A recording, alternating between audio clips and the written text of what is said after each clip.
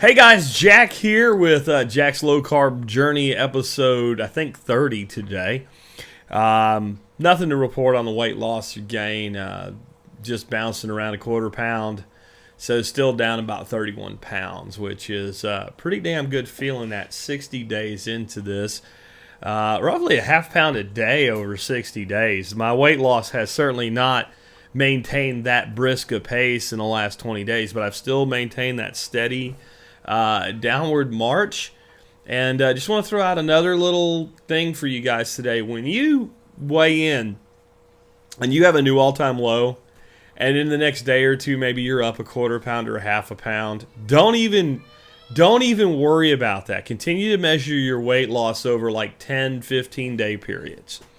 That's really where to measure the totality of it. You're going to have fluctuations up and down. And in my one video where I explained the advice that I got in sales from a guy named Forrest Baker many, many years ago, we're talking almost 20 years ago, was in sales you get really excited over stupid little shit and you get really depressed over stupid little shit. That's really helped me on my weight loss journey at this point to realize that those words apply to more than just sales. And that the problem, here, I'm going to give it to you so that you can let go of this feeling. Because when you hear somebody else felt this way, especially me, maybe you can. What'll happen is, let's say you have a day where you drop like a pound, pound and a half, and you're so happy. Well, it's just part of the journey. It's great to be happy, but the next day you weigh yourself and you weigh half a pound more than you did the day before. You're still down, but you went up half a pound. And I'm going to tell you what you feel like, and this maybe will help you stop feeling this way. You feel like someone took it away from you, don't you? Like I did all this work, and I finally had this thing, and someone came and took it away from me. No, you just shit a little bit less that morning. All right, you're just holding on to a little more water, something like that. It is not worth getting wound up about or getting upset about. Just keep doing what you're doing. Measure your progress at 10, 20, 30, 40 days and so on. And if you're doing this right, if you're not cheating, if you're not lying to yourself, if you're holding your calories to a reasonable level and you're keeping your carbs down around 20, and you're not eating a whole bunch of stupid keto treats that are so full of non-counting carbs that they start to count like we talked about yesterday, it's going to work. It's going to work over time. You didn't get to where you are overnight. You won't get away from where you are overnight. All right, so what are we going to talk about today? We're going to talk about staying motivated when it comes to exercising and working out. And you guys that have been listening to me know I'm not big on let's go to the gym and kill ourselves. I'm not big on going back to pretend I'm in the army again. On, 2, 3, on, 2. No, I'm big on functional fitness. I believe in lifting moderate amounts of weight. I believe in walking, maybe doing some running, some hiking, getting out and moving stuff and being involved in your own life where you're active and moving around. Now, this is not in any way to detract from people that go to the gym and lift, though I will say this to some of you guys. We do not need to hear you screaming and yelling at the gym like you're taking a giant shit every third rep. We don't need to hear that, and you don't get that much out of doing it. The occasional, audible in that last rep, that's fine. But you guys that sound like you're taking a shit nonstop, you guys need to be thrown out of the gyms you're in. I'm sorry, you just don't belong there. Go lift in a garage if that's you, man. Anyway, so I'm not putting that down. All joking aside. And people that have specific sports they're training for and all, tremendous respect. Do that. When I used to be heavily involved in martial arts, I trained very, very seriously. How serious I'll get about training again is debatable. But I try to walk, I try to lift weights and stuff like that. What I want to talk about with you guys, though, is a lot of you that are on this journey, I got a lot of guys that are up over 300 pounds that are in my 40-day challenge. And I figure my 40-day challenge is a snapshot of the hundreds of people beyond the 50 in that challenge of what they look like. They're a representation, like it's a poll of the total. So I figure there's a lot of y'all out there, 300, 270 pound men. I got a lot of women in 240, 250 pound range that are carrying around 50, 60% or even a little bit more body fat. That is extremely unhealthy, and it has done a number on your body. It has done a number on your joints. It has done a number on your metabolic processes. It has done a number on your psyche, right? You don't see yourself the same as you did before you had all that weight. And it takes time to decouple from all of that. And the big reason I'm big on, 12 repetition set, dumbbell lifting, 5 or 6 different exercises, and walking is, as I talked about before, it's something that everybody can do, but it's also incredibly beneficial here. Okay. But I've started to see some of my people in my private Facebook group talking about, some are saying I try to lift weights and it hurts and I feel achy, so I'm not going to do it. Or I went to take walks and, walking 2 miles a day was making my hips hurt, so I'm not going to do it. I'm going to go lift weights instead. I really think you should be doing, at minimum, some sort of load-bearing weightlifting activity a few times a week and walking a few times a week. I personally walk every day, and 2 miles is an absolute minimum for me. This morning it was freezing cold and raining out, so I didn't get my walk in. I will get steps in today, though. But most of the time I get up out of bed, and before I do anything, I go out and walk around my property. I knock out 2 miles. When I started this journey 50, 60 days ago, I could do it, but it was not comfortable. And I didn't enjoy doing it. And it did make my ankles and my knees hurt, not my hips.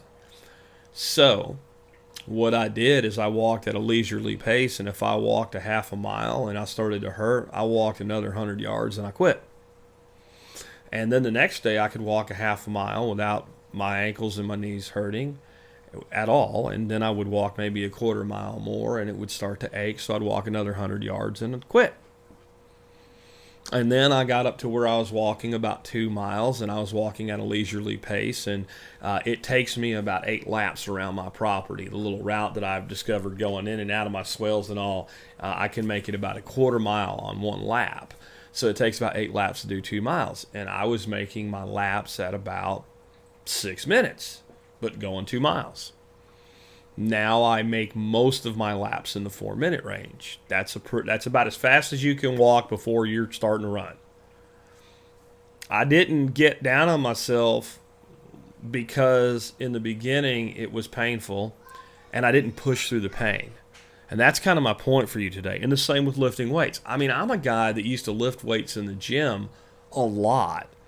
When I weighed about 185 pounds, I could do 3 reps of about 250 pounds. I was never a big power lifter, but that's a significant amount over your own body weight to be able to do for 3 reps. And I could do, a set of 3 reps, like 5 sets of 3 reps at that weight. So I weight trained a lot. I worked out with dumbbells. Most of the exercise I did with dumbbells they're like in the 40 to 50 pound range, even as a teenager. So the first time I picked up some dumbbells, and I usually pick up the dumbbells my wife uses at this point. I work with the heavier end of them at higher reps than she does. But, you're talking 20-pound dumbbell type range. And I was doing curls, and, my tendons ached curling 15, 20-pound dumbbells. It was a blow to my pride. Because I know damn well I can still lift a lot of weight because I do it out of my property, because there's things that need to be done. And but when I started doing repetitions and holding proper form and all, and it would hurt my wrists and my elbows and my shoulders and my back and my neck, saying, hey, you know what, dude, you gotta go down to a lighter weight, do less reps, and just do it. It was a blow to my pride. I mean, how dare you tell me to pick up a pair of 12-pound dumbbells? My God. I freaking have fishing poles that weigh more than 12 pounds. I mean, what the hell? I'm the guy that used to walk around with a 70-pound pack on my back when I was in the Army and walk and road march other people into the dirt.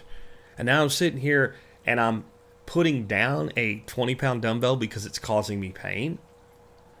But I can pick that 20-pound dumbbell up now, and I can curl. I need to go out and buy a set of the ones that they adjust on the bar, because my wife will never use dumbbells heavier than that. I got F-35 strafing me out there. Sorry about the noise. So that's where I'm at already, and I'm not pushing it hard. So this will be hard for some of y'all to hear, but especially the ones of y'all like, walking is painful, I don't want to do it. Okay, you're a human being. If you're not going to walk, how are you going to get places? So I completely agree. If walking 2 miles ends up like during the walk, your hips hurt or some part of your body hurts, and then after the walk, you have a long recovery period and you're achy and you can't sleep, I don't think you should stop walking. I think you should stop walking that much. You're a human. Walking is the primary way you get places. You can't not walk. And if you can't walk 2 miles, I'm going to tell you flat out, you're not healthy and you have inflammation issues in your joints, probably due to weight and metabolic issues, etc. And the only way that you're going to condition your body to be able to do it again is to do it. But you don't need to put yourself in a lot of pain. So there's a few things I would suggest for you if you're having pain with any exercise. Push yourself to the point of discomfort, right? Not hard into it. Just be easy with it. And when you reach the point of discomfort, don't go this much further and kill yourself. Go that much further. Stop. But don't stop the activity. Do it again. If you have trouble walking 2 miles in a single day, try walking a half a mile. If you can do that comfortably, walk a half a mile, go on about your life, walk another half mile. Do that for a week. When you can walk a half mile twice a day and it doesn't really bother you, go to walking a mile in one set, right? One activity level. Go walk a mile. When you can do that, change that mile to a mile and a quarter. When you can do that, change that mile to a mile and a half. When you can do that without being in a lot of discomfort. And if it takes you 6 months, I don't give a shit. But don't quit. Don't go do something else because you don't like this. You're a human being. Walking and picking up stuff is what you're. That's why I've kind of assigned that to my group as their primary exercises. Weightlifting using mostly dumbbells and walking. And again, I'm not saying don't run. I'm not saying don't do grass sprints. I'm not saying don't do don't do bench weightlifting work. Don't train heavy. I'm not saying not to do that. I'm trying to get somebody that's 320 pounds. It should be 180 pounds to do something. I'm trying to get a woman that's 210 pounds. It should be 130 pounds to do something. And when people start doing that something, they'll come to a point where either they find the functional fitness in their life that they're looking for, or they realize that there's something in them that wants to be ripped, right? That wants big arms, that wants to, right? That wants that. And if you want that, then you're able to get there. But if you start out thinking that's what you need to do, and you're 150 pounds overweight, and you try to do like Biggest Loser in these like torturous workouts, that's why 90% of those people end up fatter than they were before the show, because that doesn't work. It doesn't work, trust me. I think those shows, it's only a matter of time before they kill somebody, has a heart attack on one of those shows and dies right on front of the camera, and they get a lawsuit for $500,000 or $1 billion or something like that, right? Don't do that to yourself. But don't quit because, well, I walked 2 miles today and my hips hurt. I walked 2 miles today and my knees hurt. Okay, fine. Then tomorrow, don't walk. The next day, walk half a mile. And when you get to a point where it's about as far as you think you need to be walking, and I like 2 miles, then start timing yourself. And don't try to push the whole walk up in pace. Get your phone out, hit the lap timer, or hit the timer, and figure out something that's a lap. Some interval within that 2 miles, or even 1 mile. Is it a third? Is it a quarter? Whatever. Some interval that you time. And every time you're getting ready to pass that interval, pull your phone out and hit lap. So that you see the time of each lap. Real simple. And maybe try, if you have a base time on your lap, let's say you're doing a quarter-mile walk and your base time's 6 minutes. Try to stick to 6 minutes for your first one, 5 minutes for your second one, 6 minutes for your third one, and 5 minutes for your fourth one. And then maybe a couple days into that, say, I'm going to try to pull my overall pace to an average about 5:30, 5:45. And I'm going to try to pull my 2 faster laps to like 4:30. And whatever, and don't use those numbers if they don't work for you. Just make them a significant improvement over your own numbers. If you're doing, let's say, 6 weightlifting exercises, 5 sets of 12, and you have to go down to 10-pound weights to be able to do that, then do that.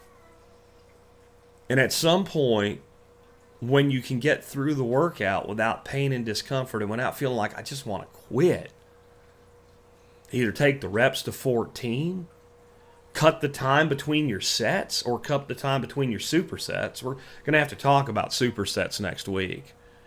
And or add a couple pounds. And just do that. And if you have to start at 2 pounds, I don't care. And I'll tell you something else too. If you want a gym membership, don't let me talk you out of it, but be careful with that shit. If you go get yourself a set of adjustable dumbbells or 3 or 4 weights of standard dumbbells at Academy or something like that, set them on the floor in your living room and set a time that you go in there and do your shit, you will do that. And you will do that in less time than it takes you to get ready to go to the gym. Do you understand? I mean, that's why I'm a big fan of this. That's why I like dumbbells. I don't need a weight bench. I don't need anything like that. If you want to do bench press and stuff like that, I mean, you can lay down on the floor. You won't get a full range of motion, but with chairs and laying on the floor with a simple mat, you can do a lot. Or you can get yourself a really inexpensive, basically like I think they call them a half bench. It's not got all the places for the bars and everything to go. Just a bench about that long so that you can fit your back on it, let your head go off the end of it so you're holding and working your neck while you're doing it, let your feet go to the ground. And then if you have that little bench, it can be put out of the way. It doesn't have to be a big deal. And then you've got, maybe some resistance bands, some dumbbells, and a bench. And you can do as much functional training with that as you need to do. You add in some isometric training, maybe some Qigong or some Tai Chi or some yoga or something like that, and you're walking. And unless you have specific goals, what else do you need? Do you think our ancestors, who we know by and large ate the diet that I'm telling y'all to eat, that, if we look at the Native Americans when Europeans first came to this continent, the physical shape they were in was amazing. Do you think they ran around tying rocks on sticks and lifting weights? We're only doing these things because we live in a modern world. We spend too much time in a chair. If we could get out and have the activity level that hunter-gatherers had, we could throw away even that. You think I'm going to get up and walk 2 miles a day? No, they walked 2, 3, 4, 10 miles a day because Shoe Leather Express was how you got where you were going, right? Remember when you were a kid? The reason there weren't many fat teenagers in the 80s is we walked or rode a bike everywhere we went. Our ancestors did that. So what we're doing is we're adding in some activity that we're mindful about because we don't get enough of it in our natural course of the world. But so many people have gone into this diet, and all of a sudden they don't look like Thomas DeLore, right? They don't look like Arnold Schwarzenegger. They don't look like they're pounding weights, but people look at them and go, dude, are you working out? And they're not really working out. They're either doing a little bit of weight training or doing none at all. Because if a man eats right, trims down in his weight, gets his testosterone levels up, and is getting adequate protein, his muscle tone's going to get better, whether he lifts weights or not. So don't let aching joints, aching back, or simple lack of endurance capability prevent you from doing these things. If you want to get past that pain point, I know it sucks at first, but you got to push yourself to it and just a little bit through it. And then if you go too many weeks, if you go a couple weeks and you haven't increased it at all, then push a little bit harder if you have to make yourself. But if you do that, all of a sudden, the basic workouts that you want to do right now, the basic walk you want to take right now that causes pain and discomfort, it won't even be a thing anymore. It's up to you. But don't quit. I don't want to see any of my people ever talk about quitting something ever again, unless it's quitting something that's bad for you. With that, remember the cause of and solution to most of your problems is in the mirror. You'll find that in the bathroom. On the floor is a scale. That scale can be your friend or your enemy. Get on keto and get on a healthy lifestyle, and maybe, just maybe, it can become your friend again. I will catch you guys on Monday. Got a weekend coming up. Make the most of it.